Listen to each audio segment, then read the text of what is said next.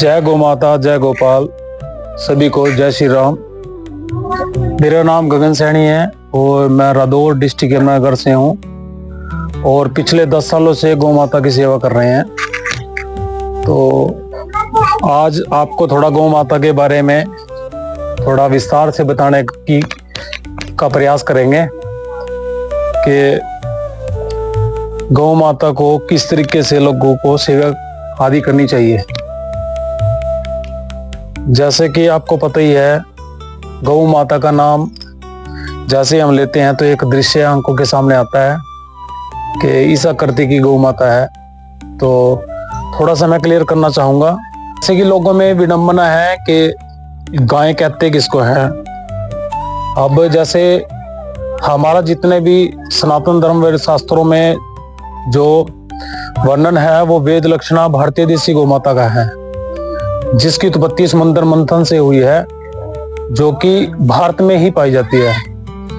जबकि 1960 में अंग्रेजों द्वारा सुअर के इंसेमिनेशन से एक नस्ल तैयार करी गई थी, जिसको जर्सी होलिस्टीन फिजिशियन, जिनका खूब सारा दूध होता है, उनको लॉन्च करा गया। तो पहले हमारे भारत में घर घर में देसी गायें घर घर में होती थी।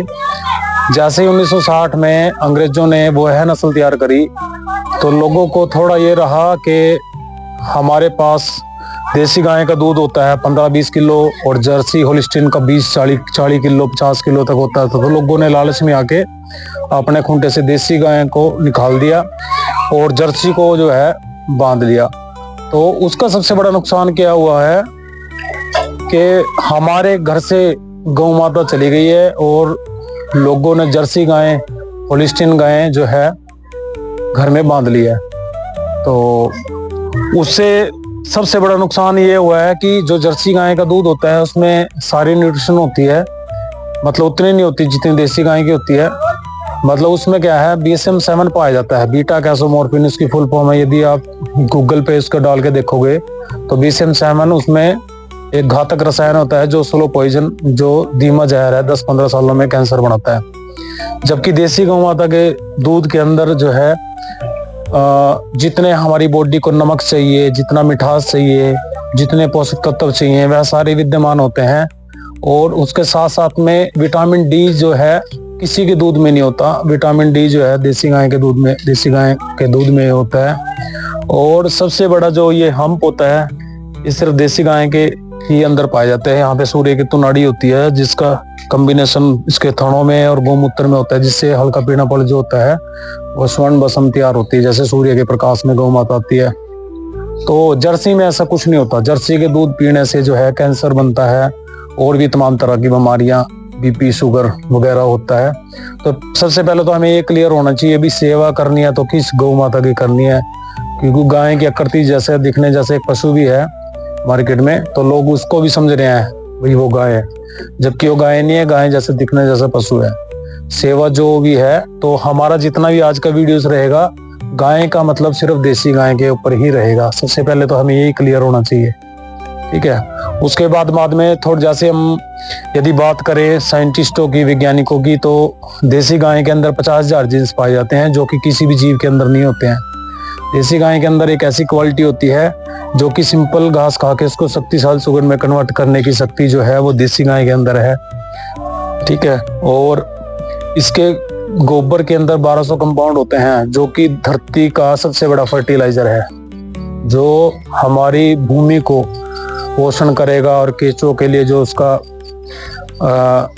मतलब भोजन है, वो देसी गौ माता के अंदर के दूध के मतलब गोबर के अंदर ही पाया जाता है, धरती का सबसे बड़ा फर्टिलाइजर। तो ऑर्गेनिक खेती भी हम गौ माता से कर सकते हैं।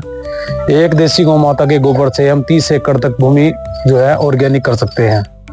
मतलब आप ये देखो, गौमूत्र का भी उपयोग होता है, गोबर का भी उपयोग होता है, और दूध तो है ही अमृतुल्य। तो देसी गौ माता जो है हमें बहुत कुछ द्रव्य देती है। और उसके साथ साथ में यदि बात करें, थोड़ा देसी गाय जो है वो ऑक्सीजन ही लेती है, ऑक्सीजन ही छोड़ती है। और देसी गौ माता का एक और होता है, जैसे किसी चीज का कोई और होता है ना, तो देसी गौ माता का जो है 15 मीटर तक जो है सकारात्मक ऊर्जा कंटिन्यू प्रवाहित करती है, जिसके संपर्क में आने से जीव जो है, मनुष्य जो है, अपने कई बीमारियों से निजात पा सकता है। और उसके संपर्क में आके, क्योंकि बीमारियां जहाँ से भी लगती है, नेगेटिव और पॉजिटिव एनर्जी का बहुत बड़ा रोल होता है उसमें। नेगेटिव माहौल में रहेंगे तो बीमारियां ज्यादा रहेंगी, यदि पॉजिटिव माहौल में रहेंगे तो हम सकारात्मक रहेंगे, मेंटेलिटी मतलब हमारी सकारात्मक रहेगी और रोग भी नहीं लगेंगे हमें। तो देसी गाय के अंदर सबसे बड़ा ये पाया जाता है कि ये पॉजिटिविटी कंटिन्यू निकालती है और ये ऑक्सीजन ही लेती है और ऑक्सीजन ही छोड़ती है।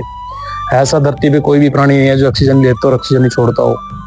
तो मतलब यदि हम शास्त्रों, वेद शास्त्रों के हिसाब से, सनातन धर्म के हिसाब से देखेंगे तब भी ये फिट है और वैज्ञानिक दृष्टि से भी फिट है, क्योंकि ये हमारे सनातन धर्म में हमारी गाय नहीं है। यदि इसको कोई मुस्लिम है या सरदार है या कोई भी किसी भी धर्म पंथ का है तो ये सब के ऊपर ही कृपा करती है। ये ऐसा नहीं अभी हमारे को देती है, तो कोई भी इसकी गौ सेवा करेगा तो ये सभी के ऊपर जो है अपनी कृपा बरसाए रखती है। और एक संस्कृत का एक श्लोक है, गावो विश्वस्य मातर। गौ माता जो है संपूर्ण जितने भी जीव जंतु हैं धरती पर सबकी जो माँ है वो गौ माता है। और हमारे मतलब गाय के बारे में इतने शास्त्र भरे पड़े हैं, मतलब जैसे सूर्य भगवान को हम दीपक दिखाते हैं ना, तो इस तरीके से गौ माता का इतना मतलब महत्व है। ये जो मैं बता रहा हूँ ये तो सिर्फ सूर्य भगवान को एक दीपक दिखाने के तुल्य ही है। मतलब इतना बखान है, यदि 4 दिन भी इसके बारे में चर्चा करेंगे तो वो पूरी नहीं हो सकती। तो जितना जितना याद आ रहा है तो आपको बता रहे हैं। मतलब एक सबसे बड़ी बात बताई गई है कि भूदेवी जो है धरती माता का जो स्वरूप है वो गौ माता है।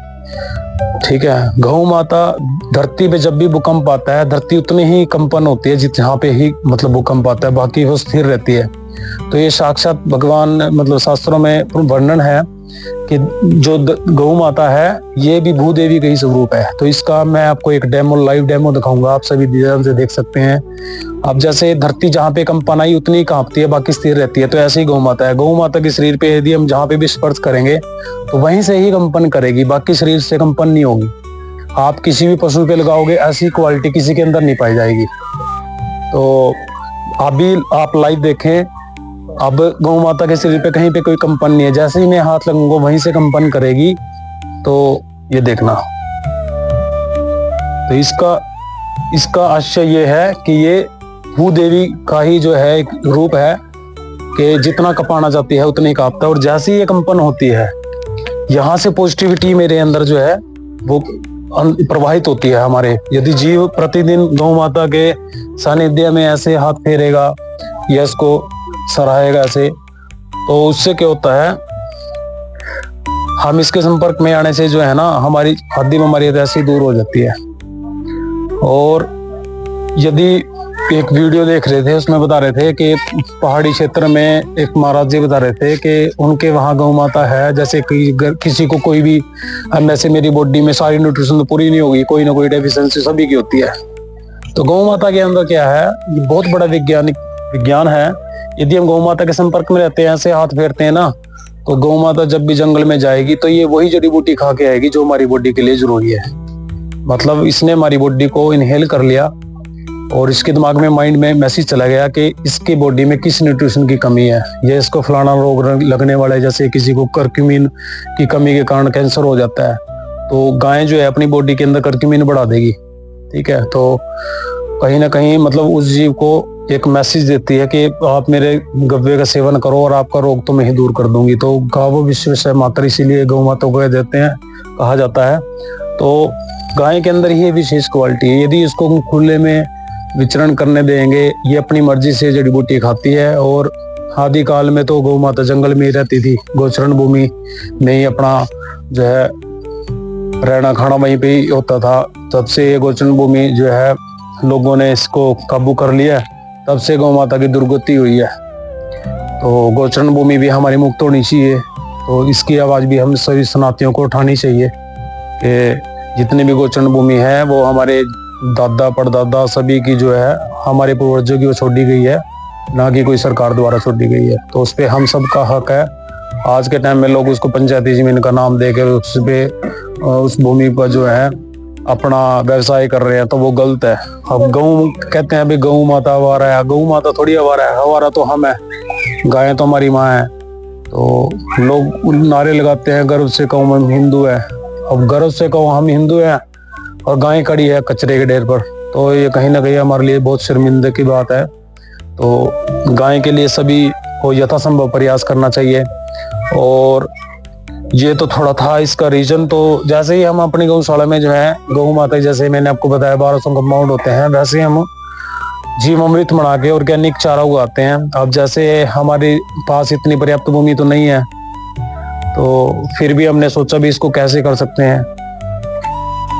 तो हम जीवामृत बना के, जीवामृत से ऑर्गेनिक खेती करके ऑर्गेनिक चारा विदाउट पेस्टिसाइड जो है गौ माता को देते हैं, जिससे दूध के अंदर क्वालिटी, दूध की जो क्वालिटी है वो बढ़ती है। और उसके साथ साथ में जैसे क्या है, हमने कोई भी चीज गौ माता को खिलाई, जैसे हमने इसको एक संतरा खिलाया या कुछ भी खिलाया, इसमें विटामिन सी है, तो ये उसी की क्वालिटी जो है दूध के अंदर आती है। ठीक है, तो ऐसे ही हम गौ माता को जो है अश्वगंधा, शतावरी, नाग केसर, पठान नीलोद, मेढफल, इस तरह की तमाम जो जड़ी बूटियां हैं उनका एक रेशो चलाते हैं। उससे जो है गौ माता का भी स्वास्थ्य अच्छा रहता है और दूध के अंदर जो है उसकी क्वालिटी बढ़ जाती है। जैसे फॉर एग्जांपल ये अश्वगंधा में 1 चम्मच खाता हूँ तो मेरी बॉडी सारा उसको ऑब्जर्व नहीं करेगी, कुछ उसमें मल के द्वारा बाहर निकल जाएगा 2-3% ऑब्जर्व करके। पर गौ माता उसको 1 चम्मच को 10-11 चम्मच बना देती है। बाकी 50,000 जीन्स हैं, उसकी क्वालिटी को इंक्रीज करके जो है उसकी क्वालिटी को बढ़ा देते हैं। तो हम इस तरीके से गौ पालन कर रहे हैं। ठीक है, और उसके साथ साथ में हम वैदिक पद्धति से घी भी बनाते हैं। जैसे वह घी किस प्रकार से बनाते हैं, मट्टी की हांडी में, आरे में जो है टेम्परेचर रहता है 35 से 40% रहता है टेम्परेचर। तो 35-40 टेम्परेचर में जो भी चीज पकेगी वो इस हिसाब से पकेगी कि उसके पोषक तत्व जो है खत्म नहीं होंगे। और मट्टी में 18 घटक होते हैं, 18 घटक हमारे बॉडी में होते हैं। तो मट्टी में उसको पकाया जाता है, लाल करा जाता है, फिर उसको मट्टी की हांडी में इसको चामन दे के दही जमाया जाता है, मट्टी की हांडी में इसको बिलौना पद्धति से जो है घृत तैयार करा जाता है। और ये घृत हम प्रोवाइड कराते हैं। और समय समय पे हमारे पास यदि डिमांड ज्यादा आती है तो हमारे संपर्क में, जैसे जिस मेंटालिटी से मैं गोपालन कर रहा हूँ उसी मेंटालिटी से हमारे और भी साथी हैं, जैसे गुजरात में और अपना राजस्थान में। तो हम उनसे भी जो है टाइप करके रखते हैं, उनसे भी हम घी लेके बाहर का ऑर्डर पूरा करते हैं। विदेशों तक में हमारा घी जाता है। तो घी जो है, घी की हम फुल गारंटी देते हैं कि भाई यदि आप जितना भी यूज करो, यदि आपको नहीं अच्छा लगता तो हमारा वापस दे दो, हमारे पास डिमांड बहुत ज्यादा है। तो हम इस तरीके से घी बनाते हैं। और पंचगव्य नस्य जो है उसमें पंचगव्य का उसमें कॉम्बिनेशन होता है। और उसके अंदर उसके साथ साथ में और भी जड़ी बूटी ऐड करी जाती है, जिसको नसिका में 2-2 बूंदे डाली जाती हैं, क्योंकि उद्र जटू कहते हैं गले को। चरक संहिता में महर्षि वाग्भट जी का इसमें लिखा हुआ है और उसमें बता रखा है कि यदि हम नसिका में 2-2 देशी गौ माता के घृत डालते हैं तो उससे 201 रोगों में लाभ मिलता है। जैसे किसी को माइग्रेन की प्रॉब्लम है, पुराना सिर दर्द है, जुकाम है, नजला है, तो इस तरीके की चीजों से हम निजात पा सकते हैं। और उसके साथ साथ में जैसे हम ये देसी गौ माता का गोबर जैसे है, इसमें 1200 कंपाउंड है। तो जैसे आपने देखा होगा भोपाल गैस हत्याकांड में, वहां पे प्लांट फटे थे गैस के, तो वहां पे बहुत हानि हुई थी। तो एक बुजुर्ग परिवार था जो देसी गाय रख रखी थी, उन्होंने उसी के गोबर की धुनी करते थे और वही गोबर लीपते थे। तो वहां पे सभी लोग जो ग्रस्त हो गए थे गैस से, काफी लोग मरे थे वहां पे। तो उस परिवार को कुछ नहीं बिगड़ा था, जो बुजुर्ग थे। तो वहां पे साइंटिस्ट आए थे, उन्होंने देखा भी इस परिवार को क्यों नहीं कुछ बिगड़ा। तो उन्होंने देखा, उन्होंने देसी गाय के गोबर को लीप रखा था घर में, और वो प्लांट के नजदीक ही थे, ज्यादा डिस्टेंस में नहीं थे। और उन्होंने गोबर की धुनी भी कर रखी थी जिस समय ये वारदात हुई। तो वहां पे देखा भी कोई भी इतनी जहरीली गैस थी, इनका क्यों नहीं कुछ बिगड़ा। तो उन्होंने पाया कि देसी गाय के गोबर से उठने वाला जो धुआं है उसके अंदर कोई भी जहरीली गैस, कोई भी वायरस एंटर नहीं कर सकता। तो हम बाहरले देश से, ऑस्ट्रेलिया, न्यूजीलैंड, बाहरले देश से भी साइंटिस्ट आए थे, तो उन्होंने सबने पाया कि देसी गाय का जो गोबर है उससे उठने वाला जो धुआं है वो हमारे लिए फ्रेंडली है और उसके अंदर कोई भी बैक्टीरिया, वायरस एंटर नहीं कर सकता। तो उसी चीज को लेके हमने देसी गाय के गोबर से एक धूपबत्ती तैयार की है। मार्केट में बहुत सी धूपबत्तियां तो ऐसी आ रही हैं जिसमें तारकोल ही है बिल्कुल, तो उसमें केमिकल है, तो उसमें स्वास्थ्य में भी हमारे जो है बहुत ज्यादा नुकसान होता है। तो कहीं ना कहीं लोगों की आस्था भी कम हो रही है फिर उस चीज को लेके। तो कर्म कांड जो कराते हैं उनको दिन में पता नहीं कितना कितना क्या क्या कराना पड़ता है, तो उनके लिए तो बहुत जहर होता है। तो हमने देसी गौ माता के गोबर से जो है धूप बत्ती भी तैयार कर रखी है। धूप बत्ती को जलाने से जो है घर का जो है वातावरण पॉजिटिव होता है, और उसके अंदर तमाम जो भी जड़ी बूटियां डलती हैं, अपना हवन सामग्री, लोबान, कपूर, तो वो सारी इसमें डली होती हैं, जिससे जलाने से जो है एक होम हो जाता है घर में। जैसे कि गौ माता के द्वारा हम 9 के 9 ग्रह को भी इनको सही कर सकते हैं अपने। यदि किसी का बुध नीच में हो तो बुधवार को संकल्प करके देसी गौ माता को हरा चारा खिलाने से आपका बुध ग्रह जो है उच्च को होता है, उसकी स्थिति सही आ जाती है। तो इस तरह करके हम सभी के सभी ग्रहों का संतुलन देसी गौ माता की सेवा करके कर सकते हैं।